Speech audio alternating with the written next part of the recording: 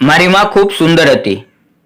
જ્યારે હું અને માં સાથે બહાર નીકળતા ત્યારે લોકો એમ સમજતા કે અમે બંને બહેનો છીએ. તેમની સુંદરતા એવી હતી કે ઉંમરની કોઈ અસર એમના ચહેરા પર દેખાતી નહોતી. એક દિવસ માએ મને એક વાત કરી. તેણે કહ્યું કે મારે બીજી વાર લગ્ન કરવા છે. માની વાત સાંભળતા જ હું ઉદાસ થઈ ગઈ. મેં ગુસ્સામાં કહ્યું, માં, તને શું થઈ ગયું છે? તું આ શું બોલી રહી છે? કેમ આપણા જીવનને લોકોની સામે હાસ્યનો વિષય બનાવવા છો? તેણે મારી સામે જોયું અને માં શાંતિથી બોલી, બેટા, હું કાંઈ ખોટું તો નથી કરતી. મેં મારી માને સમજાવવાની કોશિશ કરી કે સમાજ શું કહેશે. માએ કહ્યું કે હું આખું જીવન એકલા જીવી છું. તારા પપ્પા જતા રહ્યા પછી મારું કેવું જીવન હતું એ તને ખબર છે. બેટા, મેં તને ઉછેરવા માટે મારું બધું આપી દીધું છે. દુનિયા મારી સ્થિતિ નહીં સમજે, પણ તું તો સમજીશ ને. હકીકત એ હતી કે મારી માં બીજી વાર લગ્ન કરવા ઈચ્છતી હતી. હું અત્યારે અંદાજે 16 કે 17 વર્ષની હતી અને મારી માની ઉંમર 33 કે 34 વર્ષની હશે. મને લાગતું હતું કે એમનો નિર્ણય ખોટો નથી, છતાં મારા દિલમાં ડર લાગતો હતો. મેં એને સમજાવ્યું કે તમારી યુવાન દીકરી છે એટલે લોકો તમારા લગ્નનો ખોટો અર્થ કાઢશે. પણ માએ મને કહ્યું કે તારા પણ થોડા સમય પછી લગ્ન થશે. તું તારા સાસરે જતી રહીશ, પછી હું એકલી કેવી રીતે જીવીશ? આ લગ્ન માત્ર મારી ખુશી માટે નથી, તારી સુરક્ષા માટે પણ જરૂરી છે. મારી માને લાગે છે કે તેઓ સાચું કરી રહ્યા છે. તેથી મેં કહ્યું કે મારે એ માણસને મળવું છે. થોડા દિવસ પછી માં મને મનોજ નામના વ્યક્તિને મળવા માટે લાવી. એ મારી માની ઉંમરથી 2 વર્ષ નાનો હતો. તેને જોઈને મને લાગ્યું કે કંઈક તો ગડબડ છે.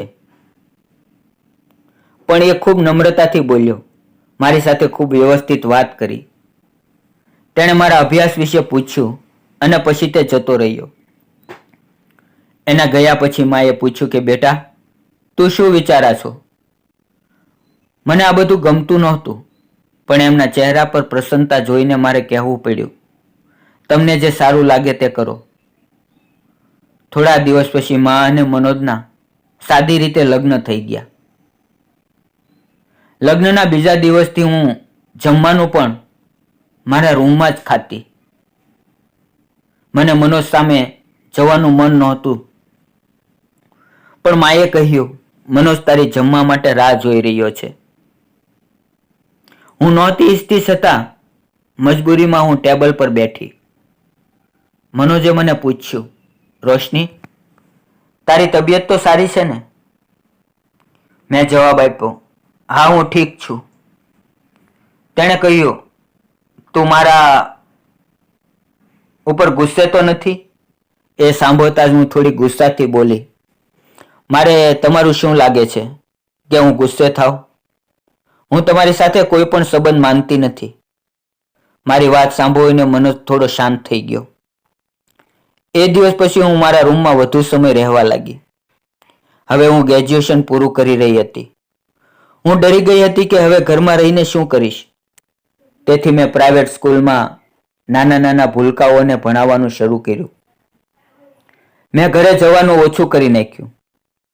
મનોજની નજર સામે મારે નથી જવું, એ જ મારો ઉદ્દેશ હતો.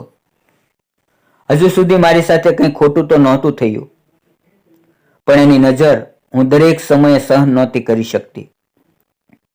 મને એમ થતું કે એ ગંદી નજરથી મને જુએ છે. મારી માં હવે એના જીવનમાં ખુશ હતી અને હું મારા રૂમમાં એકલા મારી દુનિયામાં. એક દિવસ એક અનોખી ઘટના બની. મનોજે મારા રૂમના બારણે ટકોર કરી અને પૂછ્યું, તું મારી માટે ચા બનાવી આપીશ? મેં વિચાર્યું કે દરવાજો બંધ કરી દઉં, પણ પછી લાગ્યું કે આ ખોટું થશે. હું તો આ જ ઘરમાં રહીશ. મેં તેના માટે ચા બનાવી ચાનો કપ લઈને હું તેના રૂમમાં ગઈ. ચા આપીને હું પાછી ચાલવા લાગી ત્યારે એણે મને રોકીને કહ્યું, રોશની બેસ, મારે તારી સાથે થોડીક વાત કરવી છે. હું ત્યાં સોફા ઉપર બેસી ગઈ. એણે મને કહ્યું, મને ખબર છે તને મારી ઉપર શંકા છે, પણ એકવાર વિચાર, તારી મમ્મીએ શું ખોટું કર્યું છે? હું તારા પપ્પા તો નથી, પણ મેં તારા માટે ક્યારેય ખોટું વિચાર્યું નથી. મેં કહ્યું, મારે તમારી સાથે કોઈ સંબંધ નથી રાખવો. હું આટલું કહીને મારા રૂમમાં જતી રહી. 2 દિવસ પછી માએ કહ્યું કે મનોજ તારા માટે એક લગ્ન માટે સંબંધ લાવ્યા છે. મેં ગુસ્સામાં કહ્યું, મારે લગ્ન કરવા હશે ત્યારે છોકરો હું પોતે પસંદ કરી લઈશ. મારે તમારું કહેવું નથી સાંભળવું. એ દિવસ પછી માએ લગ્નની વાત છોડીને મૂકી દીધી. એક દિવસ મારી સ્કૂલમાં એક નવા શિક્ષક આવ્યા. તેનું નામ રવિ હતું. ધીરે ધીરે રવિ મને ગમવા લાગ્યો અને હું પણ તેને ગમવા લાગી. અમારા બંનેની દોસ્તી પ્રેમમાં બદલાઈ ગઈ અને પછી ઘરે લગ્નની વાત ચાલી. મેં પણ કોઈ પણ વાત છુપાવી નહોતી. એક દિવસ રવિને મેં કહ્યું, મારે તને મારી મમ્મી અને મનોજ વિશે બધી વાત કરવી છે. રવિએ ખૂબ સમજદારીથી કહ્યું, મને તારા ભૂતકાળથી કોઈ ફરક નથી પડતો. હું તને જેમ છો તેમ સ્વીકારું છું. મેં તેને કહ્યું, પણ મને મનોજ પર વિશ્વાસ નથી. તે મને ખોટી નજરે જુએ છે. રવિએ મને સમજાવી કે કદાચ તું વધુ વિચારતી હશે, છતાં હું તારા ઘરે મારા માતા પિતાને મોકલીશ. થોડા દિવસમાં અમારી સગાઈ થઈ ગઈ અને પછી લગ્ન થઈ ગયા. હવે હું રવિના ઘરમાં મારા સાસરિયામાં હતી. હવે હું ખુશ હતી. મને શાંતિ હતી. મનોજ જેવો માણસ હવે મારી આસપાસ નહોતો. એક દિવસ પગ ફેરાની રસમ માટે માને મળવા જવાનું હતું. મનોજ પણ ત્યાં હતો, પણ મેં તેની સાથે કોઈ વાત નહોતી કરી. થોડી વાર પછી પાછી હું મારા ઘરે જવા માટે ઊભી થઈ ત્યારે મનોજે કહ્યું, મારે તને એક વાત કહેવી છે. તું ત્યાં ખુશ છે? એ રવિ મારા મિત્રનો ભાઈ છે અને એ સંબંધ મેં જ તારા માટે શોધ્યો હતો. પણ મને ખબર હતી કે તું મારાથી ભેદભાવ રાખા છો, એટલે રવિને તારી સ્કૂલમાં મોકલ્યો. એમણે કહ્યું, હું તારો સોતેલો પિતા છું, એ સાચું છે, પણ હું ખરાબ નથી. બધા સોતેલા પિતા ખરાબ હોતા નથી. એમની આ વાત સાંભળીને હું રડી પડી. એ દિવસે મેં મનોજને પહેલી વખત પપ્પા કહીને બોલાવ્યા. અને હા, આજે હું એટલી ખુશ છું કે મને લાગતું નથી કે ક્યારેય કંઈ જીવનમાં ખૂટ્યું હતું.